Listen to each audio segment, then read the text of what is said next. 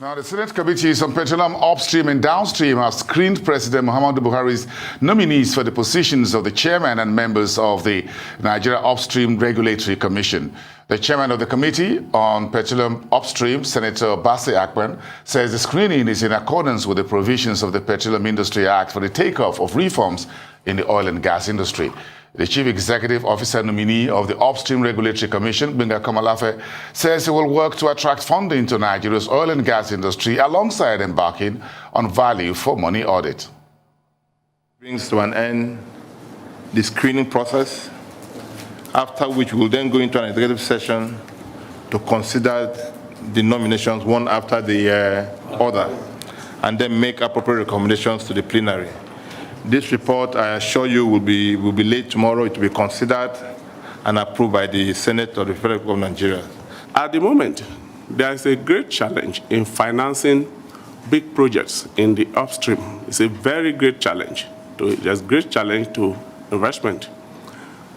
And the greatest challenge we have is in funding large projects. And it's a great challenge to the local, especially the local investors in the upstream.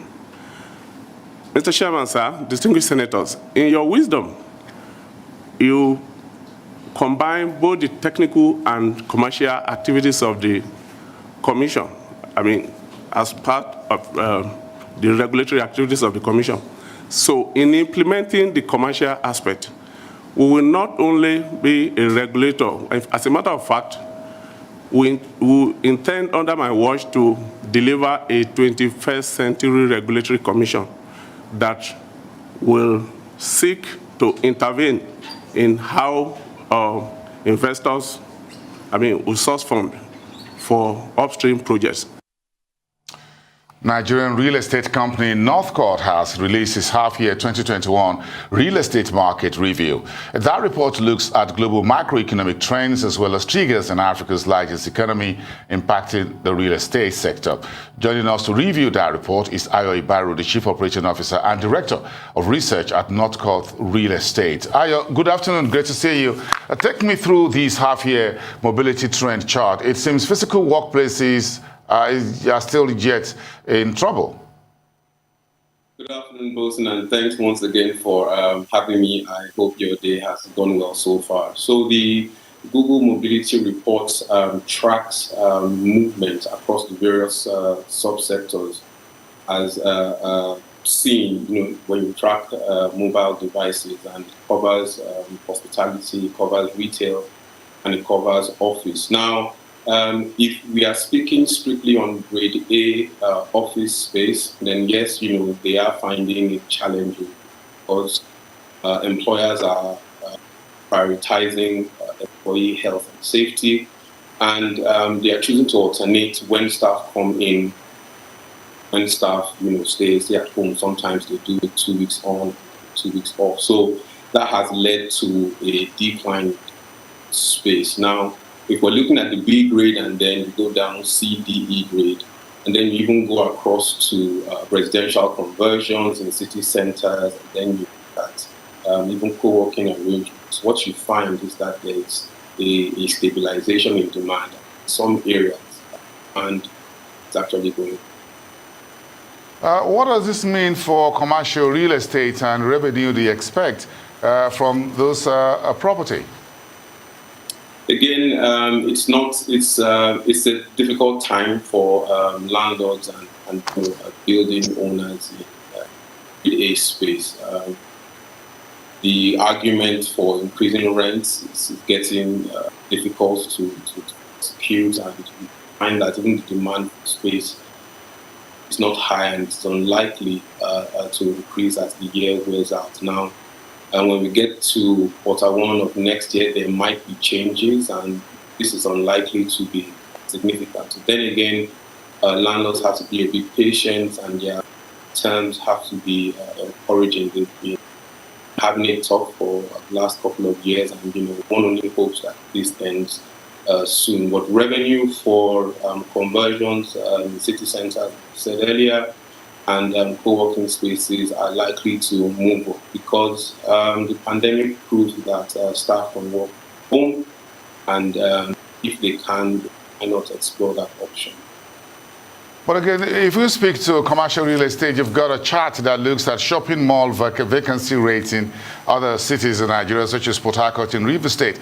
The vacancy rates seem to have come down, generally speaking. What's happening to shopping mall space in Port Harcourt, was the oil city, as it were?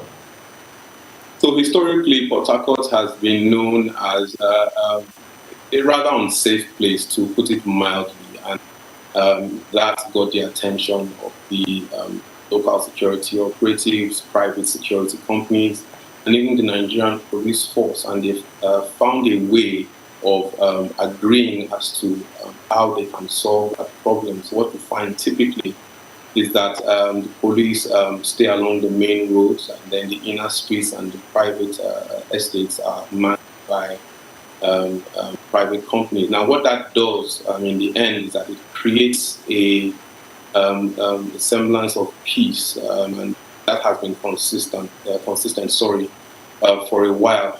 Again, you find that more managers, more owners in Port Harcourt have set their eyes on the performance levels of the malls in Lagos and Abuja, and adopting some of the strategies. So they are a bit more tenant-friendly, making it easy for tenants to pay their rents, and they're giving a very favorable terms. So one might push the argument that a bit easier to get space and keep space and pay your rent in Harcourt to grade A more than, and they seem to have gotten to the sweet spot that tenants. Okay, Ayo, let's look at construction and real estate contributions as first quarter GDP contribution. With the data we had, 5.28% contribution from real estate. Construction contributed 4.2%. What's preventing these sectors from double-digit contributions if you look at the housing, whether commercial real estate deficit across the country? I mean, it's a very good question you ask. Construction is known to contribute significantly to most emerging and advanced economies globally, but it is driven by sustained funding and funding on a very large scale. So to risk being overly simplistic, we would need to double our investment in construction spending, and that usually starts with government as they push through structure agenda, and then private developers and construction firms also. I mean, if developers today want to raise funding for residential development, as we are aware, they typically use off-plan funding model. That's pretty much as good as it gets. Funding is critical, and if we're able to get that formula correct, it will pull up the real estate contribution, because as we know, the real estate contribution, as tracked by the National Bureau of Statistics, tracks the real estate services aspects of the broader built industry. So in one word, I would say funding.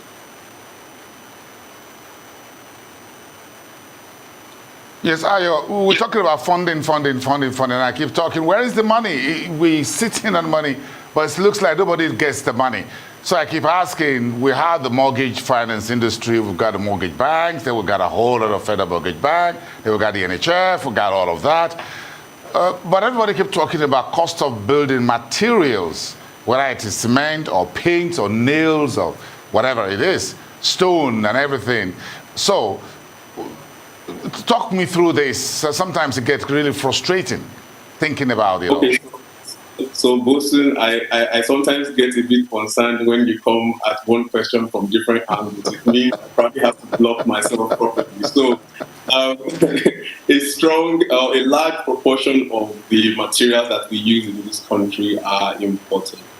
And our currency is not as strong as it used to be. And so, except we are able to start creating this building material, start producing them locally, we will have to keep importing, and that means the pressure goes back to the currency. And okay, so we produce cement. Ayo, respectfully, we produce cement. What else in terms of building materials should we produce locally? I know we produce a few electric cables. What else do we need to produce? locally? I mean, everything from roofing tiles, even cement prices can come down. There was an argument we had to resolve a few months ago when, our producers here were, giving prices which are, maybe larger than what you find in other African, countries. And at the end of the day, we had to explain that it was the middlemen who kept pushing the prices up. So even our cement prices, as moderately placed as the year, can be lower. And then the other Ayo, we always talk about cement, but again, that's your chart, your table there. You've got aluminum, you've got nails, you've got about other flooring materials. You talk about paints as well. It is. So our marble has to be Italian, and things of that sort. So yes, we import pretty much everything that we use to. And it's not that we can't develop it here, but then again, we still need the enabling framework to push through support for developing local material.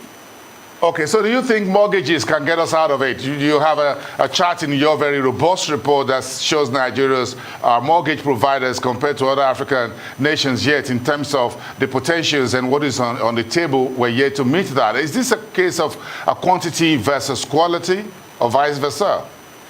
Yes, so when you look at the chart, it does suggest that we have a large number of mortgage firms that are not doing anything, and that's not the entire picture. In fact, I don't think that is the true picture. So mortgage banks, mortgage institutions are just a unit in the built industry, in the larger environment for housing, and they get their rates not from thin air, but from the national prime lending rates, and that's high enough already. And by the time those rates get pushed through the system, it gets into the hands of everyday consumer who can't afford rents that are double digits. So right now, if you're looking at mortgage rates, we are talking circa 25%. That's not something many can afford. So we have an operational environment that is difficult, that is discouraging to having a friendly mortgage. And our mortgage rates right now can't get through any sustainable, solid housing. Okay, let's leave it there for today. Thank you so much. We appreciate this very interesting chat with you, one of Nigeria's real estate sector. Thank you so much, Ayo from North Coast.